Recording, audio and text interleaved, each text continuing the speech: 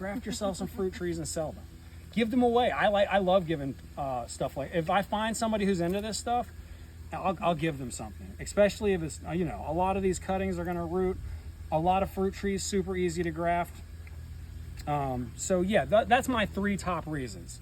Make you some money, you are propagating a known cultivar, and you can skip that period of juvenility. That's the three main reasons. All right, this is our piece of science. Again, just like with the cuttings, I want like at least 3, I want like 4 nodes on this. And I chose this piece because I can see a couple of these buds are just like that bud right here at the top. You guys are probably not gonna be able to see it very well, but it's just starting to swell. So that's kind of what we want. So here's, make sure you get the, I kind of have the point up on this one, but make sure you know which way is the right way. Your buddy tape, you're gonna wanna start at the bottom. I hold it with my thumb in place and I stretch it. You see how it gets a little more diaphanous, it clears up a little bit. Now that's permeable, air can pass through, but the moisture is gonna stay in. And then from the bottom to the top, stretching it as I go, I'm gonna cover this whole thing. And then at the top, I'm gonna kind of turn back down a turn or two. I just want that top nice and sealed off. Now, this graft that we're doing is called a cleft graft. This is like the most simple, most basic.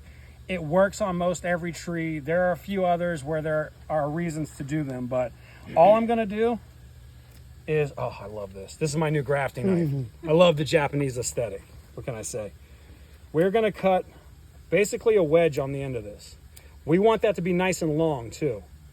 The shorter that wedge is, the wider it's gonna push your cut open when you make the cut here, and you might have a gap at the base of it. But if you get a nice long wedge like that, that's gonna fit really nicely. And then I'm gonna take this.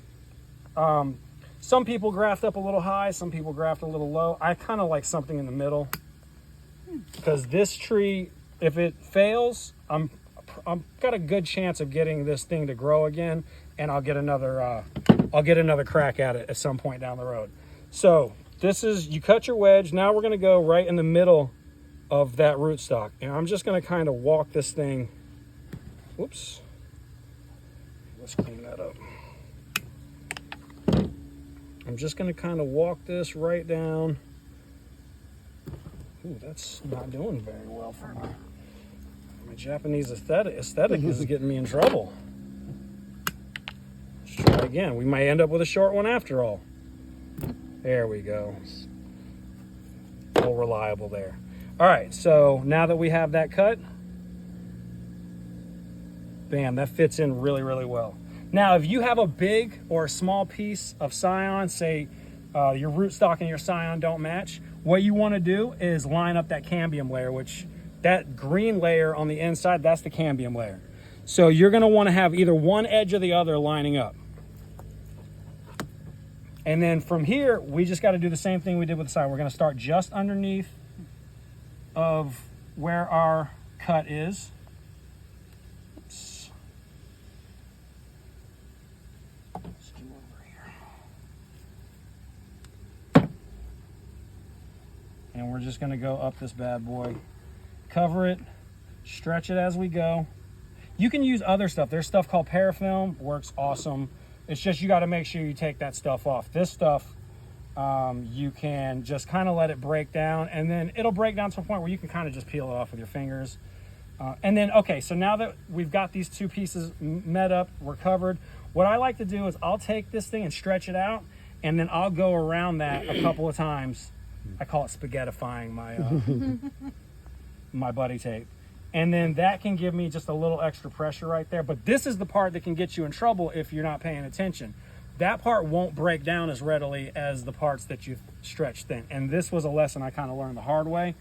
And I got some of that bulging from that. So this right here, I'm gonna label this. All right, this was Fwang Tung seed, and this is Fwang Tung. And today is what, November the 2nd? So 11/2. It annoys me when people don't put the dates on. I mean, you want to know how long it's been. And then I'm going to stick that in the deepest shade that I can. at least for the next, like, say 4 weeks, until I start seeing some new growth pushing out.